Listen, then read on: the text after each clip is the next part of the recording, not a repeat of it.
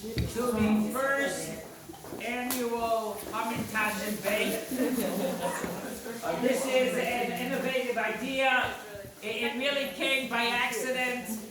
We were talking about two things. What happened? One is that for this year, for some reason, everybody was asking, Chumi asked, and Esther Elise asked, why do we make Hamantashen? And then I was looking at a matzah bakery. And if I'm making matzah, I was doing different things. Then I thought, well, making matzah, that's not really going to work. It's too hard. But why don't we make Hamantashen? And then I asked the Rebbitzin, I asked Chumi, well, how about a Hamantashen bake? And she was into it, and hence the evening. This is quite a amazing attendance. And we're glad that everybody's having a great time, and we pray that they taste good. But the truth is, why do we make Hamantashen? This is the question. What is this all about? So, first we have to understand that in Judaism, we have our relationship with God. God gave us mitzvot. We have the Torah from Sinai, right? God taught Moses. Now, one thing I want to tell you, I don't want to burst anybody's bubble, but God did not tell Moses the recipe for Hamantashen. Okay, there is no biblical mitzvah of making Hamantashen. In fact, not only is there not, we have, besides for biblical mitzvah, we have rabbinic tradition. Right, all the way down, some from Moses, all the way down, enactments from the rabbis. Hamantashen is not an enactment from the rabbis. Does not predate, it's not from 3,000, from 2,500 years ago, it's not from the days of the temple. Then we have what's called minhagim. We have what's called customs. You have customs in the Jewish people. We have customs that came about, but they're somewhat connected with the law. For example, in the Ashkenazic community, on Passover, we don't eat corn. We don't eat beans. We don't eat rice. That's why a lot of people want to defect and they want to become Sephardi, at least. So that is a minhag, that's a custom, that's a tradition based in law. Then you have a fourth category.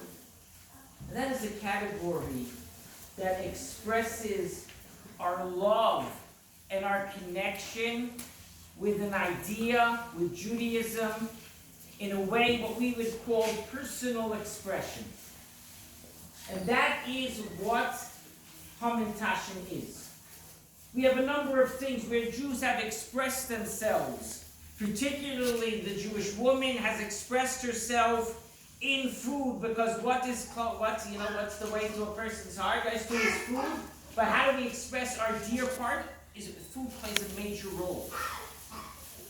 And there's no holiday that food plays a more major role, really, in a certain sense. Purim is, we have a party, we have wine, we have food, we give monetary gifts to the poor so they can buy food. So we went and we have expression. So let's talk about the Hamantashen itself. Why do we have Hamantashen? Right? Where does it come from? So much of these types of things is that the Jews, right, lived in a broader culture. Just like, for example, I'll give you a modern example. You have, there was lax before the Jews came to America, and there was, cream cheese. All these things existed, but it took the Jew to put the lox on top of the bagel with cream cheese, and all of a sudden the whole world changed. Right? I was on a plane. No, the people asking this. Right? So you have here, so Hamantashen, what does the word come from? So first of all is, we find in about 1500, which is where we have this earliest time that I was able to find of Hamantashen. So the word Hamantashen has in it as its root, mun means poppy, right? Poppy, and they used to make a poppy paste, and tash means a pocket. So it was I think it was in the Hungarian area, right? In that area, that they had the general culture had a poppy in a some type of a dough.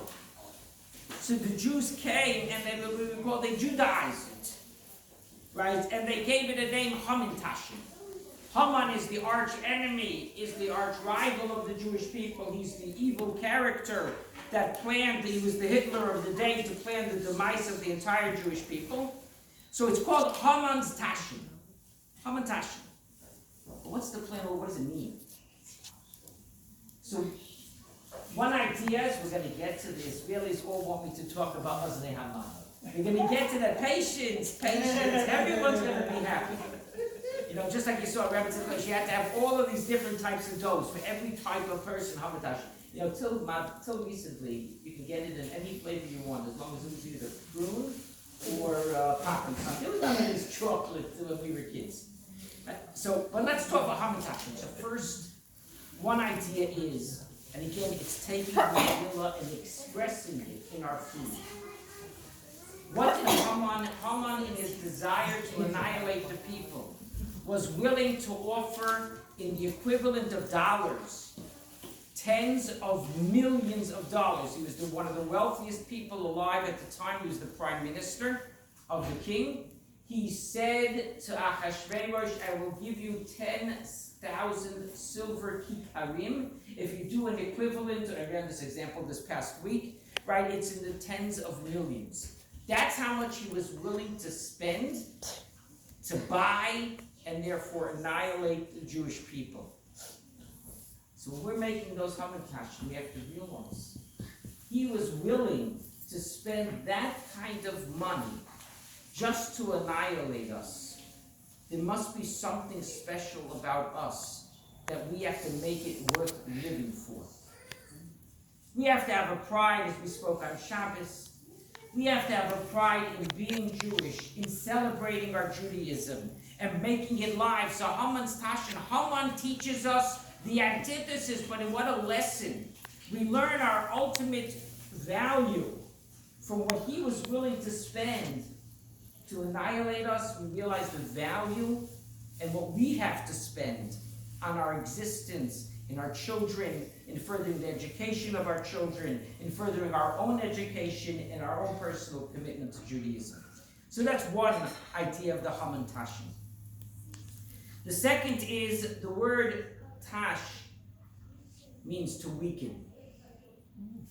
So Haman was weakened. Yiddish.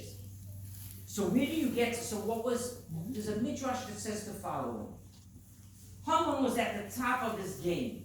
He was so excited, he got the king's ring, he sent out the edict, the Jews are going to be killed, he is at the height of his joy. And then we're told that he says the Medrash, that it was a night that no one could sleep. No one could sleep. It says that Esther was busy getting ready. She was going to come to the king to beg for the Jewish people. She's planning her party for the king. The king himself, was afraid of an assassination attempt. He couldn't sleep at night. What's this with Esther and Haman? Why is she inviting him to this party? What does she want? Right?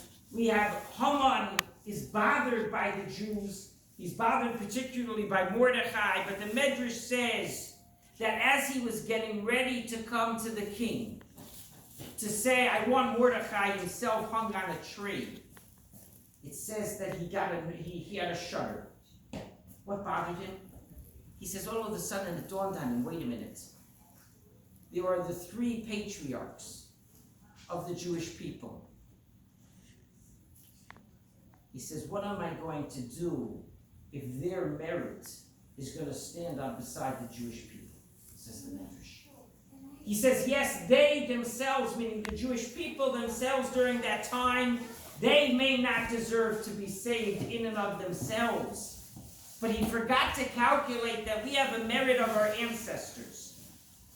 We have a merit that comes from our forefathers, Abraham, Isaac, and Jacob. The Jewish people have a history. He says he didn't take that into account. He says he got nervous. Maybe something's going to happen. Maybe the Jewish people, maybe it's not going to quite turn out. Hamantashen. That medrash is woven in, so to speak, into the food that we make, that we eat. the Hamantashen. That's another beautiful idea that I saw expressed in the food in the Hamantashen. Again, is it a law? No, but it shows you the beauty of the essence of how we weave Jewish ideals and ideas into the very actions, into our food. Let's now move to a second name for the Israelis here, right? The Aznei Haman. The Aznei Haman, right? The ears of Haman. What is this ears of Haman? What type of a thing is this, the ears of Haman? So we spoke, what did Haman? Haman was he was doing. Haman is the descendant of a nation called Amalek. Amalek is the arch-rival of the Jewish people since the dawn of time. We left Egypt. We're coming out. The Jewish people just had miracles upon miracles from God in the Exodus and the splitting of the sea. And now we're en route to the land of Israel. We're on a high. One nation comes and leaves all the way from where they lived. They were not near the area of where we were going from Egypt to Israel. The nation of Amalek came and they attacked us for no reason, no purpose other than pure hatred. They ignored the fact that the rest of the world was wowed. The Jewish people, they were wowed by God and the Jewish people. They didn't listen. So Aznei Haman, one idea is that we have to awaken within ourselves not to be like Haman, who ignored the history of Am Yisrael, not to be like the Amalekites that ignore the relationship between God and the Jewish people. Aznei Haman reminds us you have to be people that listen, that hear. On that same note, Aznei Haman, right, it's interesting. In the story, there are two wives. It's a story of two wives and two women. Let's say that way. What does Haman's wife tell him? He comes to her he comes to her after the first party. He was invited to the private reception between the king and the queen. He leaves the party, he's going home, he's on a high, and he sees Mordecai. Not only did he not bow, he didn't even stand up when he walked by. He comes and he tells his wife. It's recorded in the Megillah. He says, it bothers me. Nothing is worth it to me as long as this Mordecai, the Jew, is alive and sitting in the gate of the king. So what does she tell him? She tells him, if he bothers you, make a gallows and go ask the king to hang him. She gives him, that's his advice.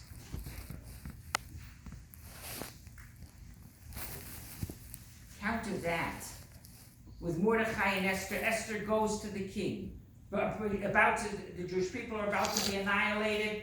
Esther sends a message to Mordecai, go fast for 3 days and I am going to go to the king.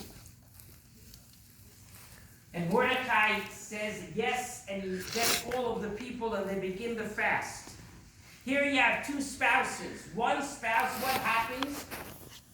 Haman listens to his wife, he builds the gallows, and a day later he swings on it. Mordecai listens to Esther, they fast, they begin the fast, and the tshuva and the repentance, and the whole destiny of the Jewish people, they're saved. Aznei Haman, make sure you're not the ears of Haman that are stuffed up. Make sure you are a person that hears. Make sure you're listening to your spouse, so to speak. You're a person that, not listening. Make sure your spouse is one that's telling you good ideals. And make sure your ears are open to good ideas. And then finally, one last idea. I had the privilege of going to comedy sports. Now, I'm not recommending anybody to go to comedy sports, but if you go to comedy sports, it's something that your children take you to. So I go to comedy sports, and they have something called, everything that happens in life, you can learn a lesson from. Someday comedy sports, so somebody said something that they weren't supposed to say. You're not allowed to say curse words in comedy sports. Not the people that are the actors, I guess, and not the people in the audience. So it seems right? I didn't hear, but one of the people said a bad word. So, in the audience, I didn't hear. So what did they do? They came and they took a brown bag and they put it over your head. Not a plastic bag, don't get nervous, it wasn't a plastic bag. They took a brown bag, like a paper bag, it's recyclable, don't worry. Right? And they took a paper bag and they put it over his head. So I saw something very interesting. When you put a paper bag over your head, what part doesn't fit in the bag? No. Your ears. Oh. So what happened? They put the bag on and his ears went like this. So I said, oh, now I understand. It says in the Megillah, what was the high point of the Megillah? What does the Megillah tell us? When the king walks back in, Esther says Haman's trying to annihilate us. The king walks out into the garden, says the Megillah. He comes back in. He sees Haman falling on the couch of Esther.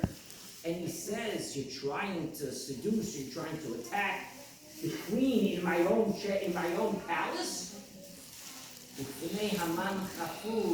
They brown bagged, which meant you're a dead man. They brown bagged Haman. When you brown bag somebody, your ears get pushed down. And perhaps that is one of the most beautiful reasons for the Oznei Haman.